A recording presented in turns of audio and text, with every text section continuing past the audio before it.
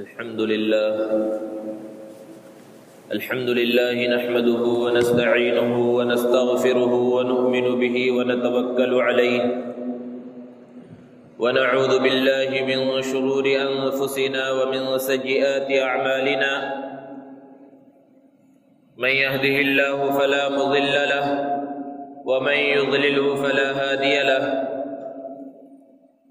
ونشهد أن لا إله إلا الله وحده لا شريك له ونشهد أن سيدنا ومولانا محمدا عبده ورسوله صلى الله تعالى عليه وعلى آله وأصحابه وبارك وسلم تسليما كثيرا أما بعد فأعوذ بالله من الشيطان الرجيم بسم الله الرحمن الرحيم والعصر إن الإنسان لفي خسر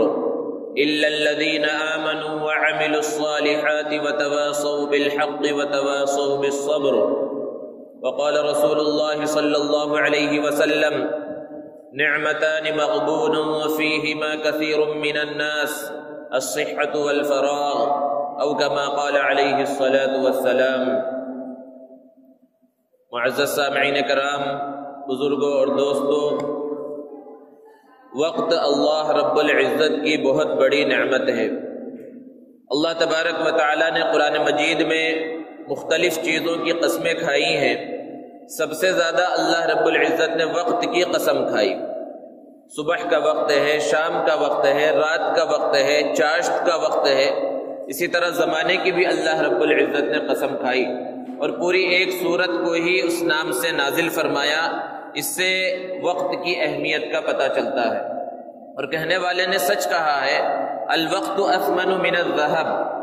یہ وقت سونے سے بھی زیادہ قیمتی ہے۔ سونے کو قیمتی سمجھا جاتا ہے، لیکن انسان کے پاس سونا ہو اور وہ گم ہو جائے، تباہ ہو جائے، تو پھر محنت کے ذریعے اس کو دوبارہ حاصل کیا جا سکتا ہے، لیکن وقت کا کوئی لمحہ، کوئی منٹ جو ہماری زندگی کا گزر گیا، دنیا کی پوری دولت دے کر بھی اس لمحے کو واپس نہیں لایا جا سکتا۔ یہ وقت کی اہمیت ہے، وقت کی قدر ہے۔ اللہ کے رسول صلی اللہ علیہ وسلم نے ارشاد فرمایا، نعمتان مغبون فیہما کثیر من الناس، کہ اللہ کی دو نعمتیں ایسی ہیں جس کے بارے میں اکثر لوگ دھوکے میں پڑے ہوئے ہیں۔ پہلی نعمت ہے صحت، کہ اللہ نے تندرستی دی ہے، صحت دیا ہے، طاقت دی ہے، تو انسان دھوکے میں مبتلا رہتا ہے کہ میں ایسے ہی ہمیشہ صحت مند رہوں گا، ایسے ہی ہمیشہ طاقتور رہوں گا، میرے اعضاء کے اندر ایسے ہی طاقت رہے گی، اور وہ اس کی قدر نہیں کرتا۔ حالانکہ یہ صحت ہمیشہ کے واسطے نہیں ہوتی، بڑھاپا آ جاتا ہے اور کوئی ضروری نہیں ہے بڑھاپے سے ہی انسان کی صحت خراب ہو۔ اچھے خاصے جوان لوگ اور تندرست لوگ بھی بیماریوں کے اندر مبتلا ہو جاتے ہیں اور معذور ہو جاتے ہیں، اور ہاتھ پاؤں ان کے کام نہیں کرتے۔ یہ اللہ کی مرضی ہے۔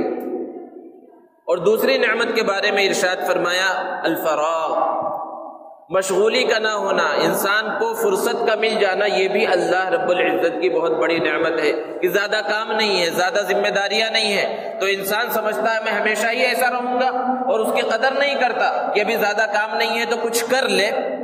وہ دین کا کام ہو یا دنیا کا کام ہو، کچھ کر لے، لیکن وہ اس کی قدر نہیں کرتا، اور پھر ایک وقت وہ آتا ہے کہ پھر ذمہ داریوں کا بوجھ اس کے اوپر آ جاتا ہے، اور اب چاہتا بھی ہے کرنا تو اب اسے وقت نہیں ملتا، کیونکہ اب اس کے پاس مشغولی ہی مشغولی ہے، اب فرصت کا نام و نشان نہیں ہے۔ اسی لیے نبی کریم صلی اللہ علیہ وسلم نے ایک حدیث مبارکہ میں ارشاد فرمایا، اغتنم خمسا قبل خمس، کہ 5 چیزوں کو 5 چیزوں کے آنے سے پہلے غنیمت سمجھو۔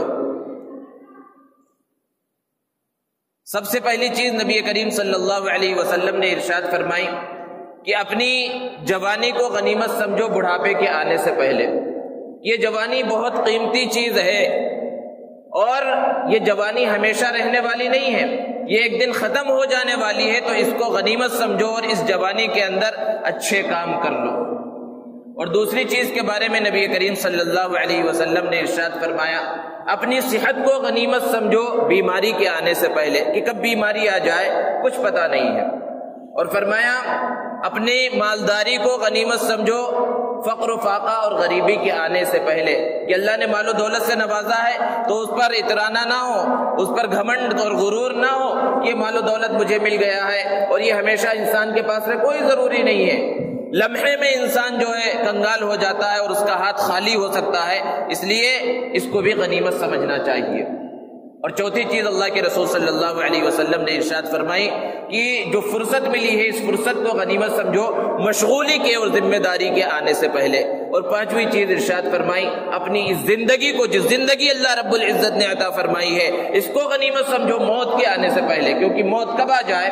موت کا پیغام کب آ جائے، موت کا فرشتہ کب آ جائے، کس انداز میں آ جائے، کس جگہ پر آ جائے، کچھ نہیں کہا جا سکتا۔ روزانہ ہم اپنی آنکھوں سے اس کا مشاہدہ کرتے ہیں۔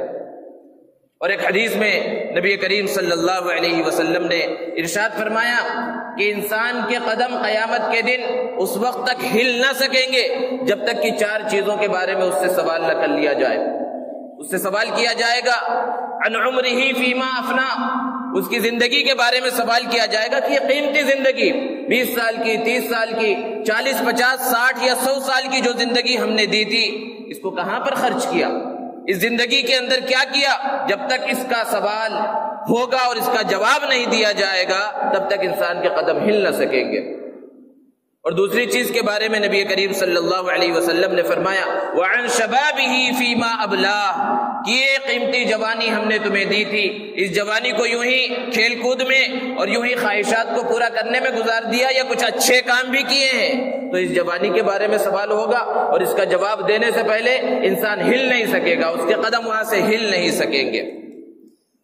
اور تیسرا سوال وہاں پر کیا جائے گا وَعَنْ مَالِهِ من أين اكتسبه، مال کے بارے میں سوال ہوگا کہ کہاں سے کمایا، کس انداز میں کمایا، حلال طریقے سے کمایا یا یوں ہی جہاں سے آتا رہا، جس طریقے سے آتا رہا، سود، رشوت اور جھوٹ اور دھوکہ دہی، ہر طرح سے مال کو کماتا رہا، اس کے بارے میں سوال ہوگا۔ اور سوال ہوگا وَفِيمَا أَنْفَقَ، کہ مال جب آ گیا تو یہ نہیں کہ اب میں مال کا مالک ہو گیا جس طرح چاہے میں خرچ کروں، نہیں، یہاں سوال ہوگا پھر اس مال کو خرچ کہاں پر کیا، صحیح جگہ پر خرچ کیا یا غلط جگہ پر خرچ کیا، اس کے بارے میں بھی سوال ہوگا۔ اور جب تک اس سوال کا جواب نہ دیا جائے گا انسان ہل نہ سکے گا۔ اور چوتھا سوال وہاں پر ہوگا وعن علمہ، علم کے بارے میں سوال ہوگا کہ ہم نے تمہیں علم سے نوازا تھا، وہ دین کا علم ہو یا دنیا کا علم ہو، جو بھی علم ہو، اس علم سے کتنا نفع حاصل کیا۔ تو بہرحال کہنے کا مقصد یہ ہے کہ یہ زندگی جو اللہ رب العزت نے عطا فرمائی ہے، اس کے جو اوقات ہیں، لمحات ہیں، یہ بڑے قیمتی ہیں، بہت قیمتی اوقات ہیں، اور یہ گزرتے جا رہے ہیں، یہ زندگی رک نہیں رہی ہے، لمحہ لمحہ، سیکنڈ سیکنڈ ہم اپنی موت کے قریب جا رہے ہیں اور اپنی پیدائش سے دور ہوتے چلے جا رہے ہیں۔ اسی کو شاعر نے کہا ہو رہی ہے عمر مثل برف کم، ہو رہی ہے عمر مثل برف کم، چپ کے لمحہ لمحہ دم بدم، احساس ہی نہیں ہو رہا۔ ابھی سوچتے کہہ رہے تو ابھی 20 سال کے تھے، 30 سال کے ہو گئے، 35 سال کے ہو گئے، کچھ پتہ ہی نہیں چلتا، زندگی گزرتی چلی جا رہی ہے۔ برف جیسے پگھل جاتا ہے کہ برف کی طرح انسان کی عمر ہے، انسان کی زندگی ہے کہ برف کو اگر استعمال نہ کر لیا جائے، اس سے شربت نہ بنا لیا جائے، اس کو کسی بھی کام میں استعمال نہ کر لیا جائے تو وہ باقی نہیں رہے گا، ایک وقت آئے گا کہ وہ برف پگھل جائے گا۔ بالکل زندگی کا معاملہ ایسا ہی ہے کہ یہ تو پگھل ہی رہی ہے، اب انسان کی ذمہ داری ہے کہ اس کے اندر کتنے اچھے کام کر رہا ہے۔ ایک بزرگ فرماتے ہیں کہ میری توبہ کا سبب جو ہے ایک برف والا ہوا کہ بازار میں وہ برف بیچ رہا تھا، سخت دھوپ کا وقت ہے، گرمی کا زمانہ ہے، اور گرمی کے زمانے میں انسان کو برف کی زیادہ ضرورت ہوتی ہے ٹھنڈک کو حاصل کرنے کے واسطے، کہ آسمان پر ابر نظر آنے لگے، موسم ٹھنڈا ہو گیا، تو جو اس کا برف بک رہا تھا اب برف کے بکنے میں کمی ہو گئی، اب لوگوں نے برف خریدنا جو ہے چھوڑ دیا، تو اس نے اس طرح صدا لگانا شروع کیا، اور اس طرح کیونکہ بیچنے والے الگ الگ انداز میں آواز لگاتے ہیں بازاروں میں تاکہ خریدار ان کی طرف اور گراہک ان کی طرف متوجہ ہو، اس نے اس طرح صدا لگائی بازار کے اندر کہ اے لوگو اس شخص کا سرمایہ خرید لو جس کا سرمایہ پگھلا جا رہا ہے۔ یہ کہتے ہیں کہ میں نے جب سنا کہ اپنے معمولی سے برف کو کہہ رہا ہے کہ اس کا سرمایہ پگھلا جا رہا ہے، اس کی مدد کرو اور اس کی جو ہے اس کو خرید لو، تو فوراً مجھے اپنی زندگی کا احساس ہوا کہ اللہ نے یہ عمر بھی تو سرمایہ کی طرح ہمیں دی ہے، ایک قیمتی دولت دی ہے، یہ بھی تو یوں ہی پگھلتی جا رہی ہے اور گزرتی جا رہی ہے، اور ہم کتنی اس کو قیمتی بنانے کی کوشش کر رہے ہیں، اس سے کتنی قیمت حاصل کرنے کی کوشش کر رہے ہیں۔ تو یہ زندگی کی حقیقت ہے کہ یہ زندگی چلتی جا رہی ہے، اور آج ہمارا حال کیا ہو گیا کہ زندگی آگے بڑھ رہی ہے ہماری اور بچوں کی اور گھر والوں کی، اور جب سالگرہ کا دن آتا ہے تو ہم خوشیاں منانے کے اندر لگ جاتے ہیں۔ اور ہزاروں بار علماء بیان فرماتے ہیں، خطبہ سے آپ نے سنا ہوگا، کتابوں کے اندر لکھا ہوا ہے کہ یہ غیروں کا طریقہ ہے، یہ اللہ کے رسول صلی اللہ علیہ وسلم کا طریقہ نہیں ہے، یہ صحابہ کا طریقہ نہیں ہے برتھ ڈے منانا اور سالگرہ منانا، یہ غیروں کا طریقہ ہے۔ تو بعض تو خود اپنی بھی مناتے ہیں اور بعض بچوں کی مناتے ہیں، تو عذر کرتے ہیں بھائی بچوں کی خوشی کے لیے، کیونکہ وہ اسکول میں پڑھتے ہیں اور اسکول میں ہر طرح کے بچے ہوتے ہیں، تو وہ جب اپنی برتھ ڈے مناتے ہیں، اپنی سالگرہ مناتے ہیں، ہمارے بچے نہ منائے تو وہ جو ہے غلط محسوس کرتے ہیں، افسردہ ہو جاتے ہیں، افسوس کرتے ہیں۔ تو بچوں کی خوشی کے لیے منایا جا رہا ہے۔ قیامت کے دن جب اللہ رب العزت کے سامنے انسان کھڑا ہوگا اور وہاں سوال و جواب ہوگا، تو یہ عذر پیش کرنے سے کام نہیں چلے گا کہ ہم نے فلاں غلط کام بچوں کی خوشی کے لیے کیا تھا، اولاد کی اور گھر والوں کی خوشی کے لیے کیا تھا۔ یہ خوشی منانے کا موقع ہے، یہ تو غم کرنے کا موقع ہے۔ ہاں انسان کی زندگی بڑھ گئی ہے، وہاں یہ سوچنا چاہیے کہ اللہ نے اگر ہمیں 50 سال کی عمر دی تھی اور ہماری عمر اب 15 سال ہو گئی ہے، تو 1 سال کم ہو گیا، 14 سال کے تھے 15 سال ہو گئے، یعنی ہماری عمر جتنی اللہ رب العزت نے متعین فرمائی اس کے اندر 1 سال کی کمی ہو گئی۔ یہ بھی ایک سوچنے کا انداز ہے، ہم نے اس کے اندر کیا کیا، غور کرے، محاسبہ کرے۔ لیکن انسان جو ہے غلط کاموں کے اندر لگا ہوا ہے، دوسری چیزوں کے اندر۔ تو ایک تو اس طرح ہے سالگرہ منانا، وقت آگے بڑھ رہا ہے اور اس میں خوشیاں منانا، اپنی فکر نہ کرنا، اپنے اعمال کی فکر نہ کرنا، نہ اپنی دنیا کی فکر کرنا، نہ آخرت کی فکر کرنا، ایک تو یہ ہے۔ اور دوسری چیز ہے کہ یہ سال ختم ہو رہا ہے اور دوسرا نیا سال آنے والا ہے، ایسے موقع پر بھی اپنا محاسبہ کرنا چاہیے تھا، اپنے بارے میں سوچنا چاہیے تھا۔ تو اس کو سوچنے کے بجائے وقت گزر گیا، اس کے بارے میں سوچنے کے بجائے آگے جو نیا وقت آنے والا ہے اس کے بارے میں کچھ تہیہ کرنے کے بجائے اور کچھ ارادہ کرنے کے بجائے خوشیاں منانے کے اندر اگر انسان لگ جائے تو کیا اس انسان کو بے وقوف نہیں کہا جائے گا؟ ذرا سوچنے کی بات ہے کہ دوستو 2018 ختم ہونے والا ہے چند دنوں میں، اور چند دنوں کے اندر جب 31 دسمبر کی رات گھڑی 12 بجائے گی تو ایک کیلنڈر تبدیل ہو جائے گا، 2019 کا آغاز ہوگا، ایک نیا سال شروع ہو جائے گا۔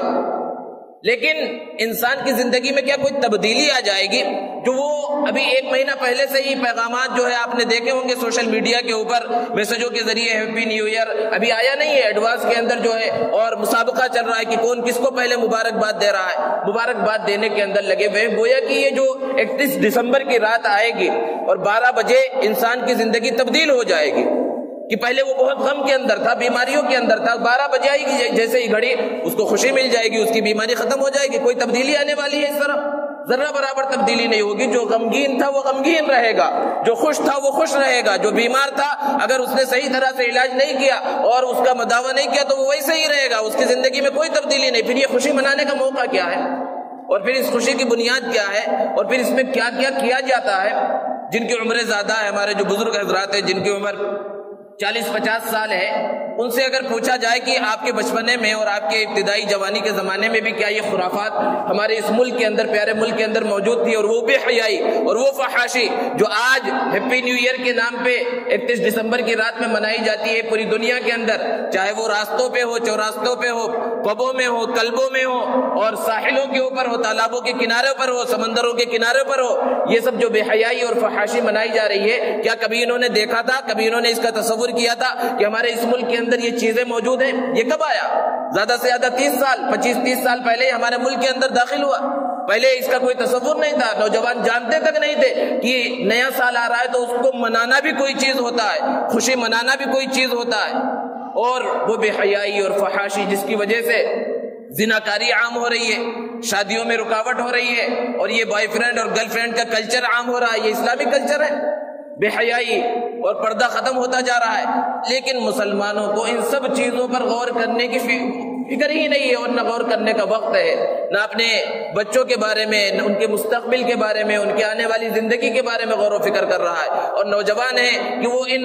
غلط راستوں کے اوپر اور بے راہ روی کی طرف چلتے چلے جا رہے ہیں۔ دوستو،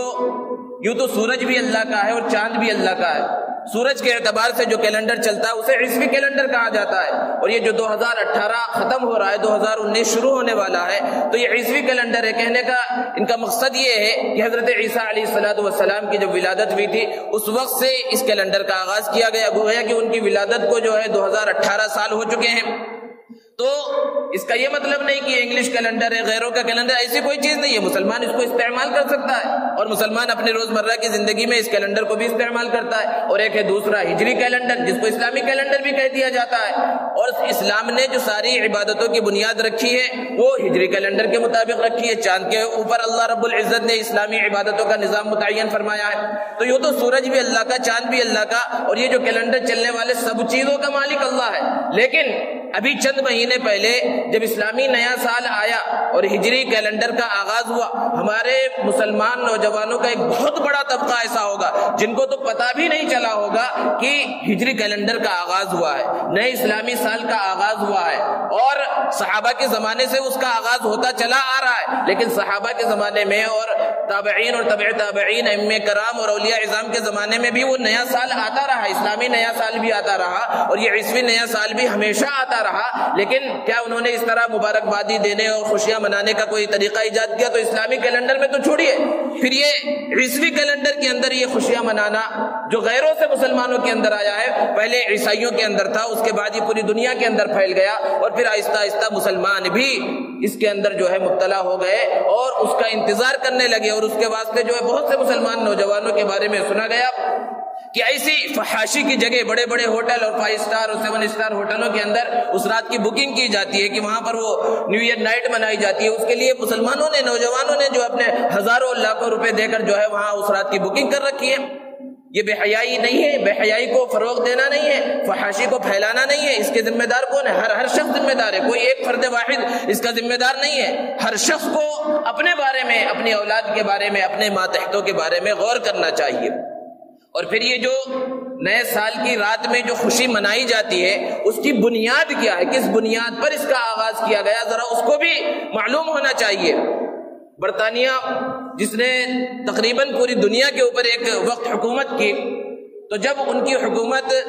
بڑے بڑے ممالک میں تھی جیسے ہندوستان اور پورا علاقہ ان کے زیر سلطنت تھا، تو جو ان کے نیوی کے افسران تھے جو جہاز کے اندر سفر کیا کرتے تھے، تو ہمیشہ جہاز میں ہی رہنا ہے انہیں، صبح اٹھے تو پانی نظر آ رہا ہے، دوپہر میں پانی، شام میں پانی، تو وہ بور ہو جایا کرتے تھے، کیونکہ جو انسان باہر ہو تو وہ مختلف چیزوں سے اپنے دل کو بہلا لیتا ہے، لیکن جو ہمیشہ پانی میں ہو، جہاز میں ہو، وہ کس چیز سے اپنے دل کو بہلائے گا؟ تو وہ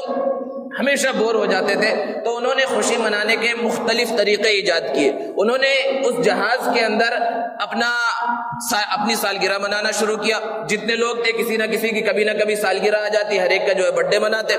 اب کب تک جو ہے سب کی سالگرہ منائیں گے؟ جتنے فوجی تھے سب کی سالگرہ ختم ہو گئی، پھر بھی دن باقی رہ گئے، تو انہوں نے اپنے رشتہ داروں کی جو اپنے اپنے علاقوں میں موجود تھے ان کی بھی سالگرہ جہاز میں منانا شروع کیا۔ لیکن وہ بھی ایام ختم ہو جائیں گے، ہر دن تو ہر ایک کی سالگرہ نہیں ہوگی، ہر ایک دن جو ہے وہ خوشی کا موقع نہیں ملے گا، تو اپنے گھروں میں جو کتے بلی پال رکھے تھے ان جانوروں کی بھی سالگرہ انہوں نے منانا شروع کی، یہ بھی ختم ہو گیا۔ تو اس میں سے ایک بدبخت کے دل کے اندر یہ خیال آیا کہ یہ جو سال تبدیل ہوتا ہے، اور یہ تاریخی روایتوں کے اندر موجود ہے، تاریخی کتابوں کے اندر موجود ہے کہ 19ویں عیسوی یعنی تقریباً 125 سال پہلے اس کا آغاز ہوا، 19ویں صدی کے ابتدا کے اندر۔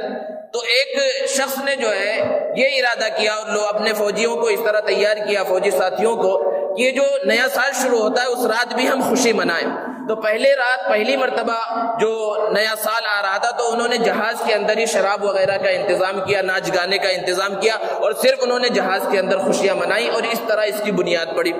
پھر جب اگلا سال آیا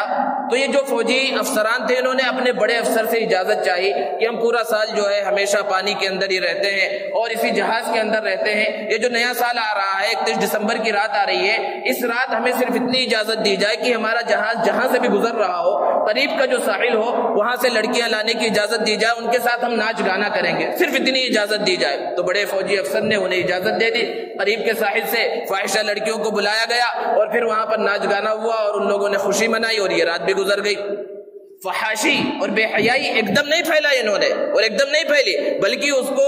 ترتیب وار آگے بڑھایا اور ترتیب وار اس کو پھیلایا۔ اور پھر جب اگلا سال آیا تو پھر اس کے اندر انہوں نے اس کو اور زیادہ بڑھایا، شراب آ گیا تھا، شباب آ گیا تھا، اور رات میں وہ خوشیاں منا رہے تھے، تو کسی نے وہاں پر جو کرنٹ کا اور الیکٹرک چیزوں کا جو ذمہ دار تھا اس کو کچھ پاؤنڈ دیے اور کہا کہ رات میں جب گھڑی 12 بج جائے اس وقت تم لائٹ بند کر دینا۔ تو اچانک جب لائٹ بند ہوئی، وہ لوگ ناچ گانے کے اندر مشغول تھے تو سب کی چیخیں نکل گئی۔ پھر جب اگلا سال آیا تو سب پہلے سے انتظار میں ہیں کہ کب 12 بجیں گے اور کب لائٹ بند ہوگی، کیونکہ پہلے بار جب لائٹ بند ہوئی تھی تو اچانک بند ہوئی تھی، اور اچانک کوئی ماجرا پیش آ جائے، کوئی کام ہو جائے تو انسان کیا کرے، اس کے ذہن کے اندر وہ بات نہیں آتی ہے کون سا اچھا کام کرے یا کون سا غلط کام کرے۔ لیکن جس چیز کے بارے میں معلوم ہو جائے کہ اتنے بجے یہ کام ہونے والا ہے تو اس کے لیے پہلے سے تیار ہوتا ہے۔ تو جہاز کے اندر لڑکیوں کو باہر سے منگایا گیا، شراب موجود ہے، شراب پی رکھی ہے، ناچ گانا چل رہا ہے، سب جو ہے 12 بجنے کے انتظار میں کہ 12 بجے جو ہے لائٹ بند ہو جائے گی، اندھیرا ہو جائے گا۔ تو جب اس سال چوتھے سال لائٹ بند ہوئی، اور جیسے ہی لائٹ بند ہوئی ان لوگوں نے جو لڑکیاں باہر سے منگائی تھی ہر ایک دوسرے سے چمٹ گیا اور وہاں پر غلط کاموں کے اندر وہ مبتلا ہو گئے۔ تو یہ ہے اس فحاشی کی بنیاد، یہ نئے سال کے منانے کی بنیاد جو تاریخی کتابوں کے اندر موجود ہے۔ ذرا تصور کریں ایک مسلمان نوجوان جو اللہ پر ایمان رکھتا ہے، نبی کریم صلی اللہ علیہ وسلم پر ایمان رکھتا ہے، نبی صلی اللہ علیہ وسلم کے طریقے پر چلنے کا دعویٰ کرتا ہے، کیا وہ ایسی چیز کو منا سکتا ہے جو خالص غیروں کا طریقہ ہے اور جس کی بنیاد ہی فحاشی کے اوپر رکھی گئی ہے، بے حیائی کے اوپر رکھی گئی ہے، اور پوری دنیا کے اندر یہ کلچر عام ہوتا چلا جا رہا ہے۔ اور اب ہمارے نوجوانوں کے پاس بے حیائی کو پھیلانے کے اور فحاشی کو پھیلانے کے نئے نئے طریقے ہمارے نوجوانوں نے ایجاد کر لیے ہیں، اور غیر اور مغرب اور یورپ ان کا تو کام ہی ہے کہ نوجوانوں کے اندر پوری دنیا کے اندر فحاشی کو عام کر دیا جائے، بے حیائی کو عام کر دیا جائے، شرم و حیا کا جنازہ نکال دیا جائے۔ اس کے لیے سوشل میڈیا تو موجود ہی تھا، واٹس ایپ، فیس بک، یہ سب سوشل میڈیا کی جو چیزیں ہیں اس کے بارے میں اگر آپ غور کریں تو کئی سال ہو گئے ان کا ایجاد ہوئے، اور لوگوں کے اندر یہ آہستہ آہستہ مقبول ہوئے۔ واٹس ایپ کا آغاز ہوا، فیس بک کا آغاز ہوا تو دنیا کے اندر لاکھوں لوگ تھے جنہیں پہلے پتہ ہی نہیں تھا کہ آخر یہ ہے کیا چیز، اور ابھی بھی بہت سے لوگ ہیں جو استعمال نہیں کرتے۔ بہت آہستہ آہستہ یہ لوگوں کے درمیان مقبول ہوا، اور پھر اس کے ذریعے بھی بے حیائی پھیلتی ہے، اچھی چیزیں بھی جو ہے اس کے ذریعے پھیلتی ہیں۔ لیکن نوجوان ہمارے خاص طور پر جانتے ہوں گے کہ بے حیائی کو پھیلانے کے واسطے کس کس طرح باطل محنت کر رہا ہے، اور کس طرح ہمارے نوجوان مسلمان بھی اس بے حیائی اور فحاشی کے دلدل میں جو ہے دھستے چلے جا رہے ہیں۔ کہ چند دنوں پہلے یا چند مہینے پہلے کہہ لیا جائے کچھ ایسے اپلیکیشن کا ایجاد کیا گیا اور اس کو جو ہے شائع کیا گیا، اس کو ریلیز کیا گیا کہ چند مہینوں کے اندر ہی پوری دنیا کے اندر وہ پھیل گیا اور ملین لوگ اس کو استعمال کرنے والے ہیں، جس کو ہر کوئی جانتا ہے آج کل کہ ٹک ٹاک کے نام پہ اور میوزیکلی ایپ کے نام پہ جو ہے کس طرح بے حیائی اور فحاشی کو پھیلایا جا رہا ہے۔ اور ہمارے نوجوان جو اللہ اور رسول کا نام لینے والے ہیں اور قرآن مجید پڑھنے والے ہیں، وہ قرآن پڑھنے کے بجائے، اللہ کے احکامات کو پورا کرنے کے بجائے ٹک ٹاک کے اوپر ناچتے گاتے ہوئے نظر آ رہے ہیں، غیر محرموں کی فوٹو جو ہے وہ بھیج رہے ہیں، ان کے ساتھ مکالمہ ہو رہا ہے، گانوں کی دھن پر تھرکتے ہوئے نظر آ رہے ہیں۔ یہ ہمارا نوجوان کر رہا ہے۔ بے حیائی کو فروغ دینے کے اندر، بے حیائی کو پھیلانے کے اندر یہ دونوں ایپ کا بہت بڑا کردار ہے۔ اور آج ہمارے بہت سارے نوجوان جو بظاہر ایسے بھی نوجوان اس کے اندر مبتلا ہیں جو دیندار ہیں، نماز بھی پڑھتے ہیں اور گھروں کے اندر جو ہے ان کے پردوں کا لحاظ بھی ہے، لیکن وہاں پر غیر محرموں کے ساتھ نظر آ رہے ہیں، غیر محرموں کے ساتھ ڈبنگ ویڈیو بنا رکھی ہے اور گانوں کی دھن کے اوپر تھرک رہے ہیں۔ اور ذرا تصور کیجئے کہ ایک تو یہ ویڈیو ہم ڈال رہے ہیں تو خود گناہ کے اندر مبتلا ہوئے، اگر وہیں تک بات ہوتی تو خود گناہ، ایک مرتبہ گناہ اس کا مل گیا اور پھر ختم ہو گیا، لیکن ہم نے اس ویڈیو کو ریلیز کر دیا، پوری دنیا دیکھ رہی ہے۔ ہم جو ناچ رہے تھے، گا رہے تھے، غیر محرموں سے بات چیت کر رہے تھے، مکالمہ کر رہے تھے، گالیاں دے رہے تھے، اور اس کے اندر ہر مذہب کا مذاق بھی اڑایا جا رہا ہے، مذاہب کا مذاق، اذان کا مذاق اڑایا جا رہا ہے، چھوٹی چھوٹی ویڈیو میں نماز کا مذاق اڑایا جا رہا ہے، بڑے مذہبی شخصیات کا مذاق اڑایا جا رہا ہے، سب کچھ ہو رہا ہے۔ تو یہ جو ہم پھیلا رہے ہیں اور جتنے لوگ دنیا کے اندر دیکھ رہے ہیں، جتنا دیکھیں گے سب کا گناہ کس کے سر پر ہوگا؟ جس نے اس ویڈیو کو بنایا۔ بہت آسان ہو گیا، بچہ جانتا، چھوٹے چھوٹے بچے یہ کام کر رہے ہیں، اسکول پڑھنے والے جو ابھی 5th کلاس 6th کلاس میں پڑھ رہے ہیں، وہ سب یہ کام کر رہے ہیں، جن کے پاس موبائل تک نہیں ہے، تھوڑی دیر کے واسطے والدین کا موبائل ملتا ہے تو وہ ویڈیو بنا لیتے ہیں، کیونکہ دنیا ترقی کر گئی، انہیں معلوم ہے کس طرح بنانا ہے، اور ناچنے کی اور گانے کی اور غیر محرموں کی تصاویر اور ان کی ویڈیو کو پھیلا رہے ہیں۔ واٹس ایپ اور فیس بک اسٹیٹس لگا رہے ہیں، جتنے لوگ ان کے کانٹیکٹ میں ہیں سب لوگوں کی نظریں اس کے اوپر پڑ رہی ہے، صرف خود گناہ میں نہیں مبتلا ہو رہے، دوسرے سارے لوگوں کو گناہوں میں مبتلا کر رہے ہیں، اور جتنے لوگ اس ویڈیو کو دیکھ رہے ہیں، اس بے حیائی اور فحاشی کو اور گالیوں کو اور غلط الفاظ کو سن رہے ہیں، سب کا گناہ اس شخص کو مل رہا ہے، سب کے سب بھی گنہگار ہوں گے، ایسا نہیں کہ وہ گنہگار نہیں ہوں گے، وہ خود گنہگار ہوں گے۔ تو یہ نئی نئی چیزیں ہمارے معاشرے کے اندر پھیل رہی ہیں، اور ہمارا نوجوان ہر کوئی غور کرے، ہر علاقے کی بات ہے، ہر جگہ کی بات ہے کہ کس طرح یہ ٹک ٹاک کے نام پہ ہے۔ ہمارے بزرگ حضرات تو جانتے بھی نہیں ہوں گے، لیکن نوجوان طبقہ اس کو اچھی طرح سے جانتا ہے، اور یہ جمعہ کا جو پلیٹ فارم ہے یہاں بیان کا مقصد بھی یہ ہے کہ معاشرے کی جو برائیاں ہیں اس کو امت کے سامنے، ذمہ داروں کے سامنے رکھا جائے، اور وہ اپنے اولاد کی اور اپنے جو بھی ماتحت ہیں ان سب کی فکر کریں۔ تو دوستو بہرحال بات چل رہی تھی نئے سال کی، اور اس میں فحاشی اور عریانیت کی، اور اس کو فحاشی اور عریانیت کو پھیلانے کا ایک نیا طریقہ اور نئی چیز بھی نوجوانوں کے ہاتھوں میں ٹک ٹاک کے شکل میں جو ہے آ گئی ہے، اور جو آنن فانن ہزاروں اور لاکھوں لوگوں تک پہنچا بھی دیتے ہیں۔ تو ایک طرف تو یہ بات ہے، اب دوسری طرف یہ نیا سال آ رہا ہے، ہماری ذمہ داری کیا ہے؟ نئے سال کے موقع پر ہمیں کیا کرنا چاہیے؟ اللہ کے رسول صلی اللہ علیہ وسلم نے ارشاد فرمایا، موتو قبل ان تموتو، کہ مرنے سے پہلے مر جاؤ۔ مرنے سے پہلے مر جاؤ کا مطلب یہ ہے کہ مرنے سے پہلے، موت کے آنے سے پہلے موت کی تیاری کر لو۔ اور آگے ارشاد فرمایا، وحاسبوا قبل ان تحاسبوا، اپنا محاسبہ کر لو، اپنا حساب لے لو اس سے پہلے کہ تمہارا حساب لیا جائے۔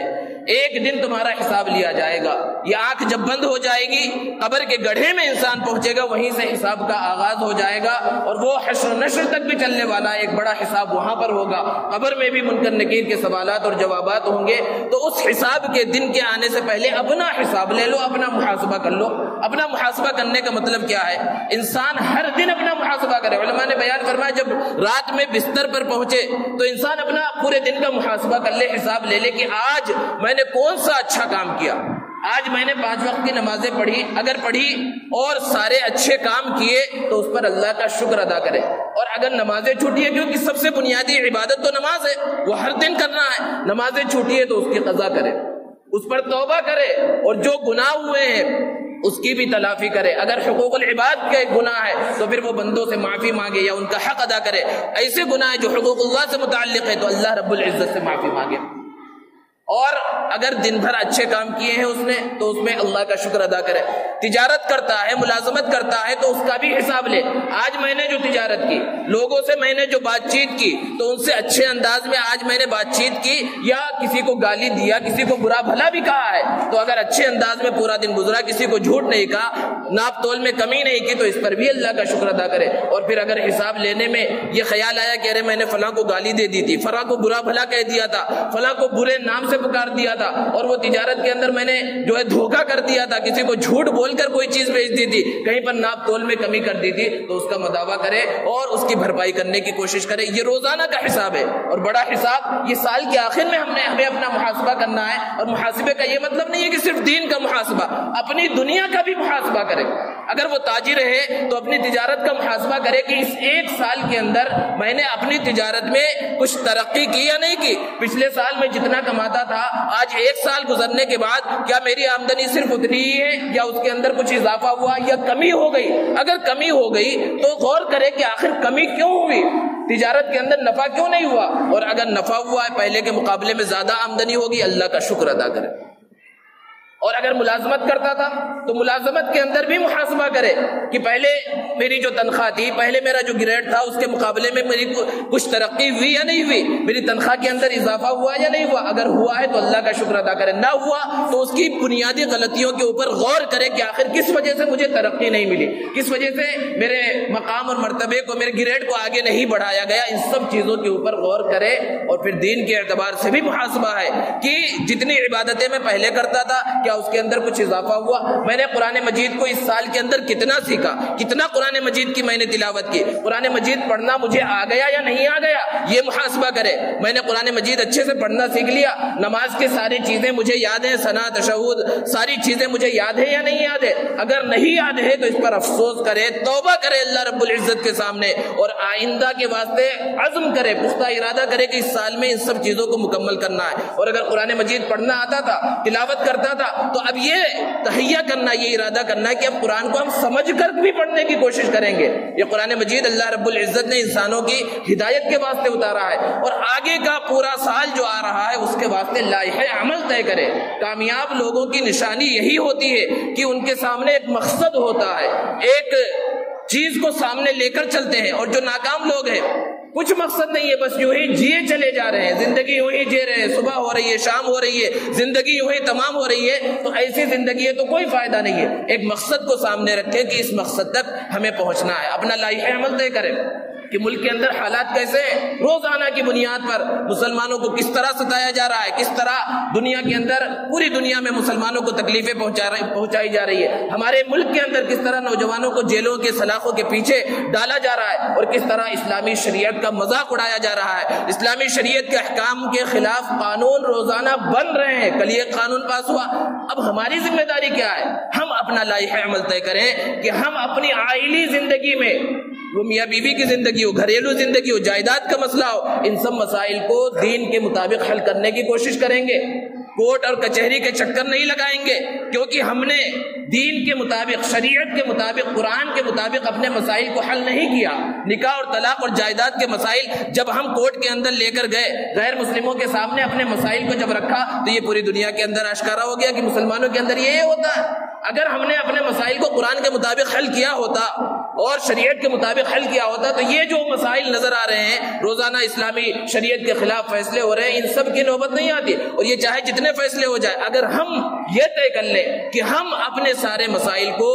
مسجدوں میں حل کریں گے، علماء کے سامنے حل کریں گے، قرآن کے مطابق حل کریں گے، شریعت مطہرہ جو کہتی ہے اس کے مطابق حل کریں گے، تو کسی کی مجال نہیں ہے کہ وہ کسی کے اوپر انگلی اٹھائے۔ تو ضرورت اس بات کی ہے کہ جو سال گزرا ہے، اس سال کے اندر اپنا محاسبہ کرے کہ اس سال میں ہم نے کیا کیا ہے، اور آئندہ آنے والے سال کے واسطے پختہ ارادہ کرے، لائحہ عمل طے کرے۔ اور یہ جو 31 دسمبر کی رات آنے والی ہے، اس کے اندر بے حیائی، فحاشی اور عریانیت سے خود بچیں،